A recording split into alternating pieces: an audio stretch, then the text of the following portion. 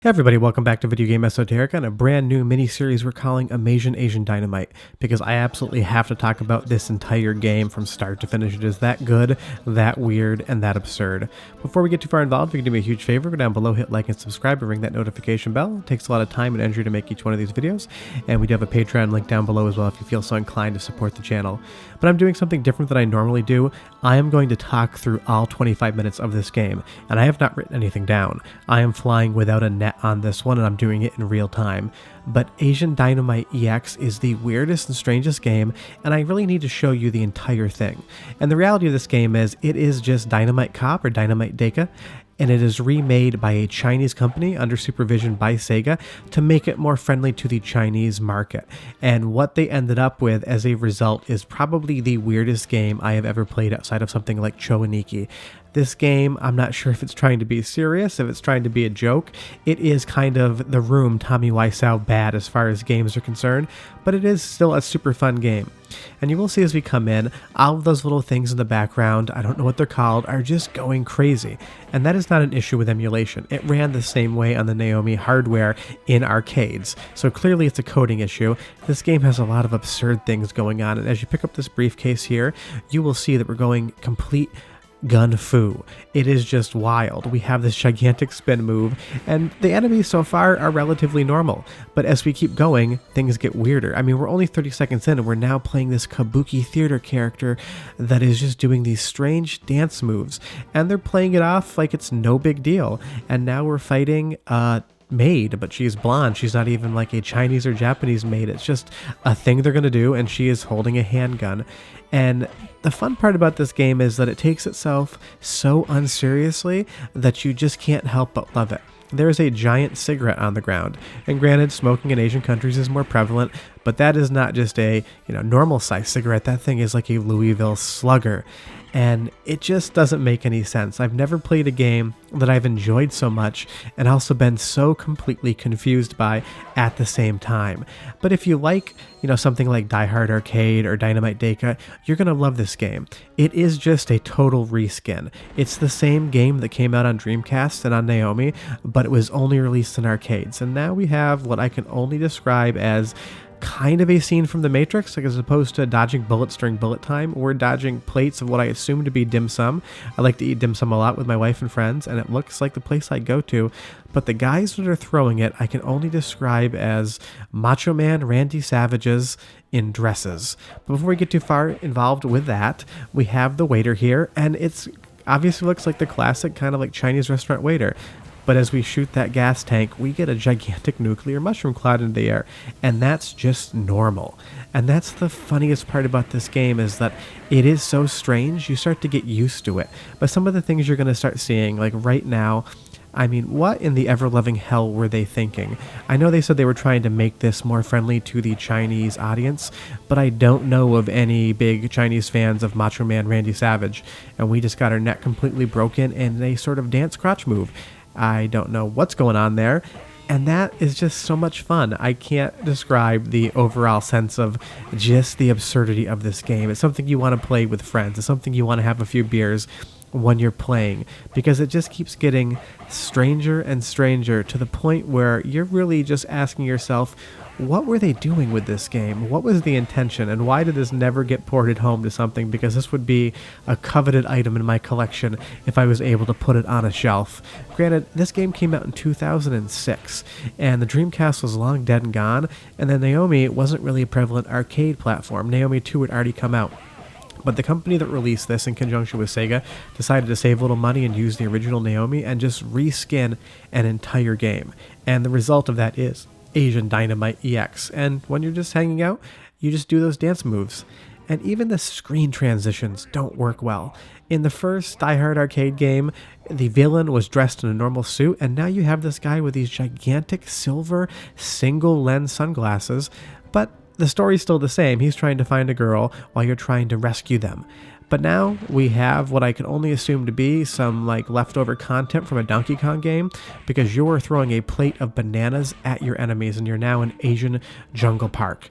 And the best part about this game is the longer you play it, the weirder it gets, because trust me, throwing bananas at your enemy is not the end-all be-all of the weirdness of this game. But as far as the combat's concerned, it is really good. I mean, it's a classic Sega beat 'em up. If you like Die Hard Arcade or Dynamite Deka, or Dynamite Cop as it's known in North America, you're going to enjoy this game as far as the mechanics are concerned. It is a little janky around the edges. Sometimes the hits don't really detect too much. But now you have something quintessentially Chinese seeming. You have this old man here with his sweat towel around his neck. And I'm not sure if this is a coding error or a complete joke, but he is one of the most powerful enemies in the game. He takes so many hits to kill. Even in scenes where there's much larger enemies around you, when he comes in, he is basically the sub-boss of that screen because he is almost impossible to put down. But you get your classic Die Hard Arcade style things here. I hit kick, I meant to hit jump, but now we have what I could definitely say is not Asian whatsoever. Having traveled through Central and South America, this looks like something you would see in Peru or Costa Rica or Nicaragua. This is more Mayan than it is Asian, and the developers couldn't even really keep their territories straight. I mean, they're not only in the wrong country, they're in the wrong continent, it seems.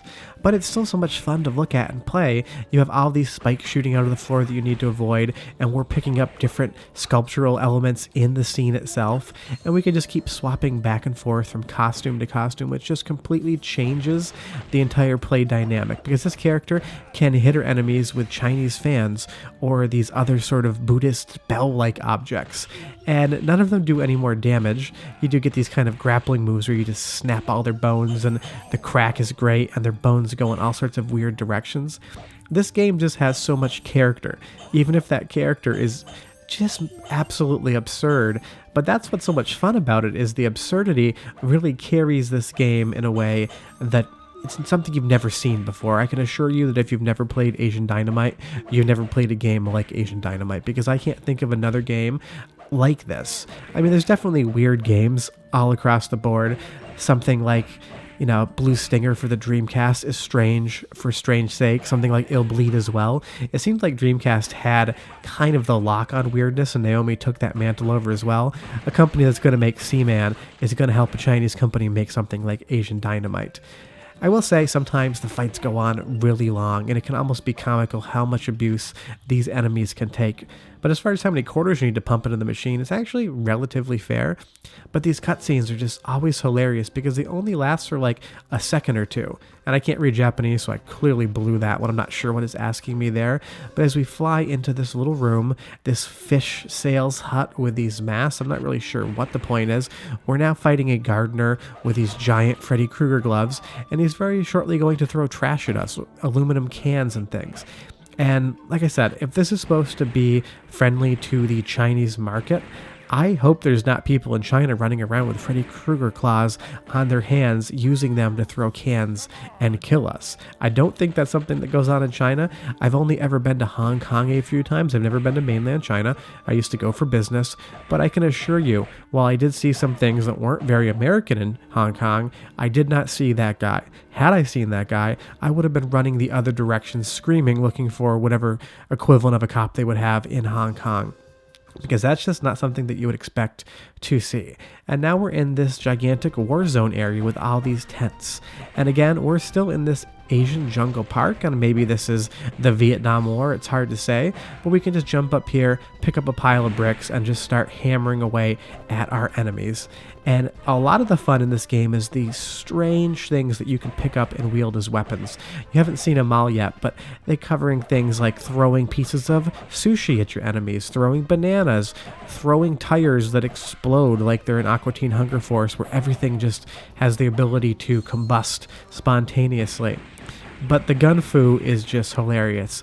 I don't know what they were thinking when they made it, but I love it. And I would love to talk to the people that made this game and really get a story about what they were doing when they were creating it, because I mean, there are some, cultural Chinese symbols. That briefcase there has something on it that looks, remotely Chinese in general, but some of the other things are just kind of borrowing from Chinese cinema, especially that Gunfu. But you can just pick up this, what I think is a helicopter blade. Granted, it's in Chinese, so I have absolutely no idea what it says. But it's just so fun to be able to experiment with all these different power-ups. And, you know, Die Hard Arcade had some of that, and Dynamite Deka had more of the strangeness, but the sheer amount of things in any particular scene are awesome. And now you have guys in hazmat suits sneaking in, along with that Chinese guy with the sweat rag over him again. And now that we slid under that door successfully, this boss you're going to be seeing in all 3 missions. And I'm doing this for all 3 because I absolutely just want to riff on what's going on. But this is basically like Steve Irwin if he went bad and decided conservation wasn't important, but killing his enemies was. He has a strange crotch thrust celebration, but otherwise, I don't want to spoil what he's going to become, but basically all 3 missions of this game reuse areas pretty consistently, but what they do is reskin the graphics the entire time. So in the next mission, what this guy ends up being is absolutely hilarious. But now that we have that Gunfu feature again, you can pretty much cheese this game. You can stay far away and kind of just unload on your enemies. He's taunting me there with that crotch thrust, and this game has a lot of crotch thrusting. I think when the design document came out, they basically said 20% of all of the game must have something to do with your crotch, whether it's an attack with the crotch, whether it's thrusting with the crotch. It's in there constantly, and you're going to be seeing it all the time. And when this boss turns into his next form in the next video for Mission B, the crotch thrusting gets even a little bit funnier. But again, this fight, it's a classic beat 'em up. You're going to have a lot of fun playing this game. It's not one of those games that's so bad it's good. It's a game that's good, made great by the fact that it just is completely out of left field weird. And now we're just going to pick up what I believe are fireworks. Like I said, again, or maybe I don't pick them up. I can't remember. Like I said, I am doing this live, one shot, 25 minutes in a row. I played this game yesterday, and that's when I had this idea to talk about all of it. But I can't exactly remember what I do. So if I say I do something and I don't, you will have to forgive me. But he is now down. We have defeated him, and we can move on to this next great cutscene. Sometimes the loading takes a little bit long, but now you'll see we're just going to jump through this window here.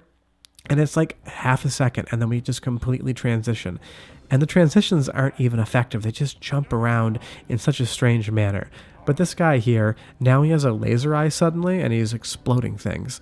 This story is basically like, I don't even want to call it B-movie. There is no such thing as a C movie, as far as I know, and I work in film. But if there was a C game story, it would definitely be this.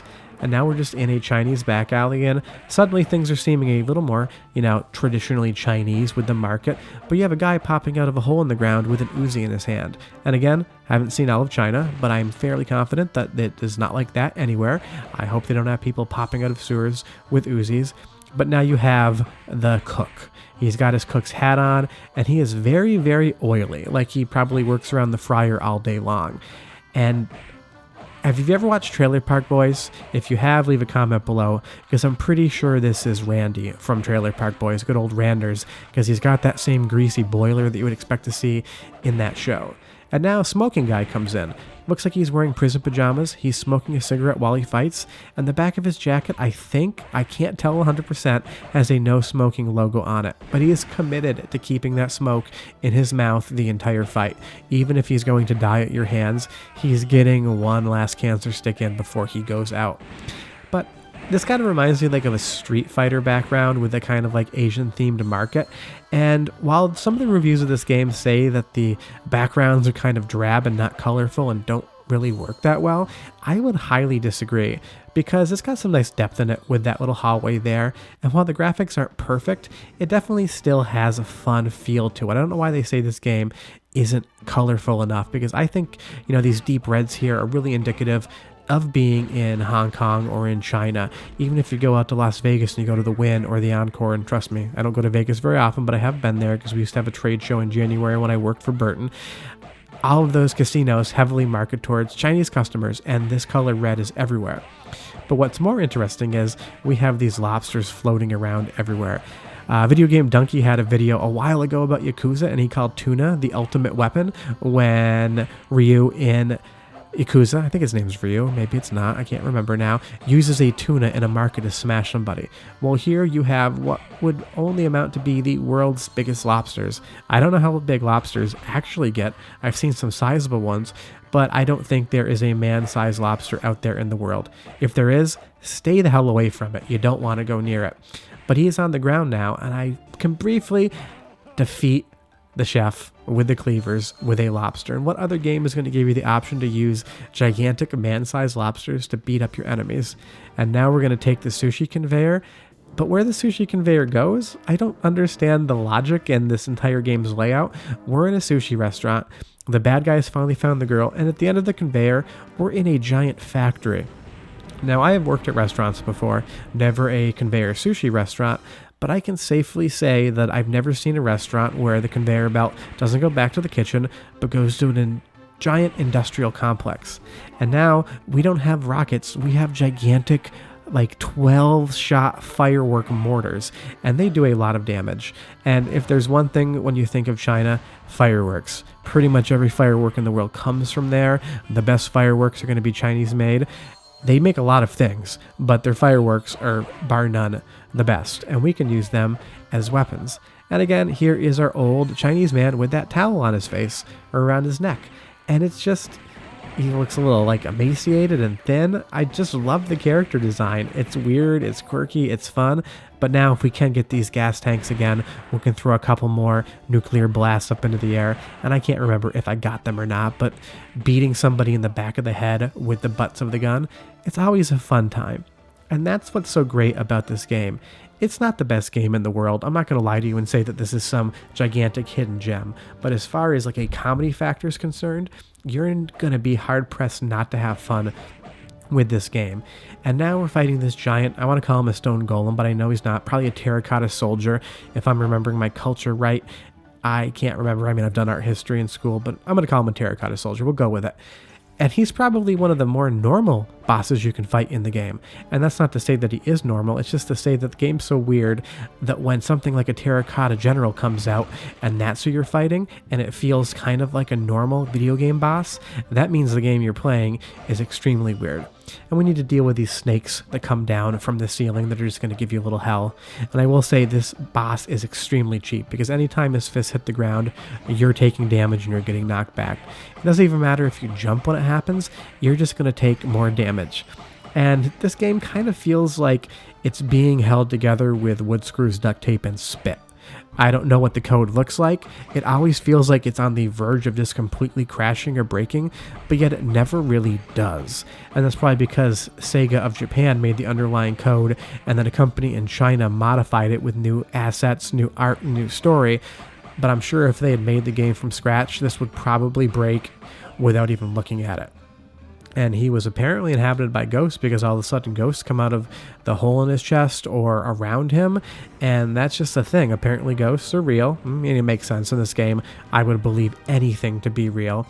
But now we're just going to move on to the next spot, and the ghosts are chasing us, and you'll never see another ghost again. They wanted to chase, but apparently they just weren't that interested. And now we have a little quick time event level where you can pick up different medicine and ginseng root. And that is probably the most Chinese thing in the game. In Chinatown in Chicago, I've looked at the different ginseng they sell, and it's everything from like $5 a kilogram to like $500 a kilogram. I don't know anything about ginseng. It's supposed to be healthy for you, but I will say ginseng as a power-up is amazingly Chinese. And now we're just throwing a sushi set at somebody. Maybe it's sushi, maybe it's just grilled fish. Actually, it looks kind of grilled, like you're throwing grilled kippers around. That's what that is, because there are different levels where you're throwing sushi balls, you know, rice balls, things like that. But I love that that's just, it's a weapon. I mean, if I found that on the ground and I knew where it came from, I would eat it. I wouldn't throw it at somebody. I mean, I guess if I was really angry, throwing a piece of barbecue might be something I would do. But in the context of this game, totally logical. And you'll see that there's a puzzle piece on the ground as well. You can pick up different puzzle pieces to show an image in the credits. It's just a little bonus feature. Doesn't really do a ton, but even those images are pretty funny. And you'll see we have our same guy back here, Freddy Krueger Clawman, and he's just always moving around and just magically slid backwards across the floor without propelling himself in any sort of manner. And the character models will just bounce around the gameplay area constantly. Their code is quite just weird, just kind of confusing, but again, it's just part and parcel of this game. And I do like the cutscenes here for the QuickTime events. You get a couple different angles of it. It's the same carryover from Die Hard Arcade, and you can't really go wrong if you're emulating Die Hard Arcade, because in Japan that game had nothing to do with Die Hard. It was basically the first game in this series, and it's kind of hard to say where Asian Dynamite EX slots in, because it's not the third game in the series, even though it technically is. It's basically like a pseudo-sequel to Dynamite Cop. You know when Dead Rising, the second game in the series, they put Frank West back in at the end and kind of reskinned the game, so it feels like a new Dead Rising game, but it's actually just a reskin with some new features. That's kind of what Asian Dynamite is. And now these guys here, with their gigantic bullets, are just going to absolutely destroy you. And we threw that jerry can and that exploded, and that makes kind of sense. I mean, there's no flame near that gasoline, but at least it had some sort of combustible item, because later on in some of the other videos, some of the things that we throw and explode, I can go outside, I can pick a tire up, I can throw it. If it explodes, the laws of space and time have ceased to be in the universe, and apparently rubber becomes combustible just by impact. And that's just, I don't know, that like for that particular reason, the exploding things just made me laugh a lot. But we can spin these guys around and basically get them dizzy, put them on their back like a turtle, and they're just kind of hobbled for a moment. And I get it, like I don't know cultural Chinese things. It's just not my heritage, and while I've been to Hong Kong for business, you only get to experience so much. So some of these things may make more contextual sense to somebody who was playing this arcades in China, but I still have to imagine even the most traditional Chinese game player going to an arcade was probably looking at this game and wondering, what in the ever-loving hell is going on? What is this? Why would you put this in a game? And maybe it's, and I love that dance, you can't beat that, you know, maybe this is funny to a Chinese market the same way that something like a really crappy Adam Sandler movie is funny to Americans, or something like Borat. It might just be that I don't get all of the humor, but the humor that I do get is just hilarious. And if this isn't Lo Wang from Big Trouble in Little China, I don't know who he is. It kind of, in a way, almost feels like a Big Trouble in Little China game. Like if Kurt Russell was the main character in this, I would 100% believe it. And now that I say that, why have they never made a game for Big Trouble in Little China? I want to play that game. And apparently, weird non sequitur, an Escape from New York game was in development for the 3DO-M2, the console that I collect for and talk about on the channel the entire time. But the fact that no one's really made a game based on Kurt Russell is a big letdown. So, hey, if you're watching and you're a developer and you want to work on a Big Trouble from Little China modification for Asian Dynamite EX, send me a message. I'm basically joking, but if you want to do all the work, I'll certainly talk about it, because Kurt Russell deserves a video game. That's my opinion. But now that we've put Lo Wang down there, and actually I don't think his name is Lo Wang in Big Trouble from Little China. I think I'm getting confused with Shadow Warrior, but let's just run with it. Like I said, this is the first time I've ever done this long of a commentary without writing anything down, and whether you believe me or not, seriously, I turned my microphone on, I hit play, and I decided I was going to do live commentary to this game. So leave a comment below if you like this. I don't think I'm going to do it very often, but I just wanted to show every second I could of Asian Dynamite, and I wanted to talk about all the strange things that were going on. And I would say that the final boss fight is maybe one of the least strange things. I mean, granted, we're dealing with a half cyborg, half Chinese man villain with the classic white skullet going on. So it's not to say that it's not weird. It's just to say that compared to some of the other things we've seen and some of the other things we're going to be seeing in Mission B and Mission C, this is actually a little bit more tame. It isn't the fairest boss fight. He's got this gun that just completely destroys you from across the arena, but you can still give him a little spin around, get him a little dizzy, and get a few shots off on him before he's able to beat you up again. But you've seen this from start to finish. I haven't used that many credits, so if this game was $1 in arcades, maybe I'd spend $7 to $8 to finish it. If it was 50 cents, I mean, it might be $4 to $5. So how long this game lasts versus how much money you pay, you're getting your money's worth, and you're especially getting your money's worth just being able to experience the strangeness of this game. Now here's the thing, if you have a Naomi board, and I do in my closet, and you want to buy this, you can get it imported from China for like $100 to $150. This is not a rare game. It's not really an expensive game. I mean, it's more expensive than buying a new game for $60 or $70 at, GameStop or something, or from Amazon. But this, as far as arcade games are concerned, isn't really going to run you that much. And I am 100% buying this game because I cannot live without having Asian Dynamite in my arcade collection. Even though it emulates perfectly, and that's how I'm showing it to you this time, this is a game that I must own. The same way that I own all the Choaniki games. They're not only good games, but they're weird. And she's just said, thank you. It's just like a half-second cutscene. Couldn't they just turn this into one cutscene? Why do they keep cutting between everything? But our main villain has kind of got away. He's shooting off a nuke, and apparently this 8-year-old girl also happens to have a laptop out of nowhere that also happens to just be able to change the trajectory of that missile to send it into the sea. And I'm not sure if it exploded the villain. It kind of just made a splash, and we have an umbrella to protect the girl as a thanks.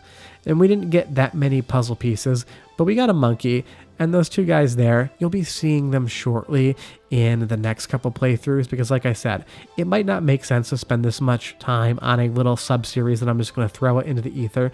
But as far as Asian Dynamite EX is concerned, if these don't get views, I've had a lot of fun. If they get views, it's been worth it. If they get a lot of views and it goes viral, that would be awesome too.